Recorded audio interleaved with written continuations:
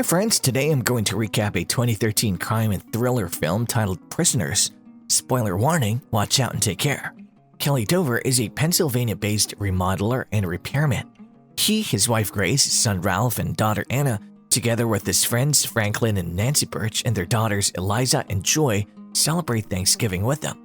After supper, Anna and Joy, the two younger girls, wander back to the Dover's house nearby to fetch a toy whistle while the rest of the family relaxes. Keller rushes to his residence in search of the girls when he notices that they have been missing for an extended period of time. When Keller is unable to locate the children, panic arises, with the only hint being a battered RV parked across the street. A local police detective, Detective Loki, notices an RV near a gas station after receiving information about the missing girls over the radio. He detains the RV's occupant, a young man named Alex Jones. A forensic check of the RV turns up nothing, and the cops are unable to discover any appropriate leads in the neighboring woods. In pursuit of leads, Loki pays visits to the two families as well as Alex's aunt who lives with them. His search for some well-known local sex offenders leads him to the basement of a local Catholic priest where he discovers a decomposing body. The priest informs him that the man is a member of his congregation who has confessed to being a serial killer. Keller is taken aback the next day when he learns that Alex has been released after his 48-hour detention period has expired. Because Alex has low IQ, Loki is confident he's not the kidnapper. Alex smugly whispers to Keller outside the station that the girls didn't weep until he left them when Keller strikes him. Keller informs Loki and the police captain, both of whom discount the claim. Keller chooses to conduct his own investigation after being dissatisfied with the police's handling of the case and the kidnapping generating tensions in his family. When he arrives at Alex's place, he discovers him walking with his dog. When he hears Alex sing a song that the two girls sang during the Thanksgiving dinner, he loses his cool and draws his weapon on him. He picks up an unsuspecting Franklin the next morning and takes him to an abandoned apartment complex where his father used to live. Keller has kidnapped Alex and is holding him captive in the flat, which astounds Franklin. Keller's strategy is to torment Alex until he confesses to the girls' kidnapping. Meanwhile, Loki interrogates the priest who informs him that the kidnapper confessed to abducting infants in broad daylight.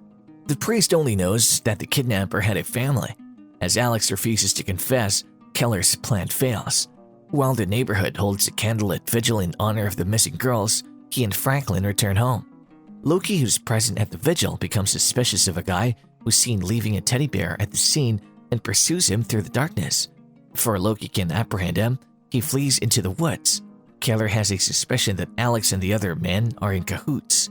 Back in the station, Loki brings Alex's dog Collar to his commander, informing him that he has been AWOL for a few days and criticizing him for not placing him under surveillance. After seeing the man's sketch at the vigil, a department store employee contacts Loki and informs him that she sees him weekly purchasing children's clothing. Nancy queries Franklin about why he has been spending time away from home after yet another day of abusing Alex when he arrives home. She storms over to his place after he confesses and demands to see Alex. Nancy shows Joy's photographs to Alex, who's bloodied and injured, pleading with him to assist her in finding her daughters. As a gesture of sympathy, she unties him, but Alex swiftly tries to break free, slashing Franklin with a shattered glass during the ensuing battle. The two men, on the other hand, are able to subdue him.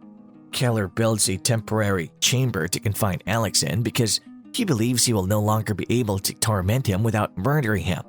Franklin is losing faith in the kidnapping, but Nancy persuades him to keep to the plan for the sake of his daughter. Loki follows Keller to a liquor store parking lot the next morning, but an angrily hooting garbage truck driver gives away his hiding position. Keller approaches him and inquires as to why he's being followed.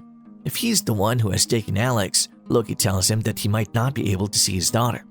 Loki investigates Keller and learns that his father was a former correctional officer who committed suicide at the address where the old apartment now stands. Keller continues to torture Alex by connecting a couple of pipes in the room that offers scalding hot and icy cold showers. When Loki comes to the abandoned apartment, Keller quickly improvises and pretends he's been staying there in order to cope with his daughter's disappearance and hide his resumption of drinking from his wife. The investigator is interrupted before he can investigate the building by the department store lady, who informs him that the vigil suspect was merely there to stop for the clothes. Loki follows Bob Taylor to his home right away. He storms inside the house, shackles Bob, and summons a support unit. After observing his uneasy demeanor, His examination of the residence takes him to a room containing multiple crates with bloody children's clothing as well as snakes.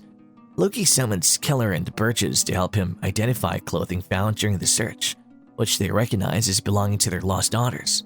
The girls are presumed to be dead right away. As news teams assemble in the vicinity, Keller tells Ralph not to notify Grace about the news because she didn't go to the station. Bob is held captive in an interrogation room where he pledges to sketch a map that'll reveal the location of his victims. Bob instead draws a sequence of mazes on paper. After 3 hours, Loki enters the room, impatiently demanding the map. Bob steals Loki's weapon and shoots himself in the head, resulting in a struggle. Back at the apartment, Alex informs Keller that the girls are lost in the maze, a message that a furious Keller misinterprets. Keller pays a visit to Alex's aunt, Holly, in the hopes of learning more about him. After an accident involving her husband's pet cats, Holly and her husband adopted Alex, who had an intellectual impairment. Loki deduces the significance of Bob's cryptic map drawings after some investigation and connects them to the body discovered in the priest's home. During that time, forensic officers discovered that the blood in Bob's clothes was actually pig's blood. Bob, who was kidnapped as a child, is suspected of simply reenacting his earlier experiences. Loki refuses to end the probe since he now believes there's more to the issue. He visits the Dover's home and discovers Anna's sock in the backyard. Joy is found a few hours later, but not Anna. She's taken to the hospital where doctors remove the narcotics from her body. "You are there," Joy tells Keller as she wakes up. He understands the children are being detained at Holly's house right away and rushes there. Meanwhile, Loki arrives at Dover's deserted flat to find Alex kicking and screaming. Keller offers to help with renovations as a way in. When he arrives at Holly's house, she allows him in, but not before drawing a pistol. She tells him to bind himself and consume the narcotic liquid. She confesses to having stolen dozens of children with the help of her late husband, including Anna and Joy, as she walks him out to the backyard. She shoots him in the leg and tosses him into the deep pit beneath an old automobile. Keller discovers an ancient whistle that belonged to Anna. Loki pays a visit to Holly's house to inform her about Alex's discoveries. When he sees a photo of her husband wearing maze-themed jewelry, he realizes what has transpired. He walks in on Holly as she injects an unknown chemical into Anna. He murders Holly and transports Anna to the hospital after a brief skirmish in which he is wounded in the head by a bullet wound. Nancy expresses her gratitude to Loki for locating her daughter.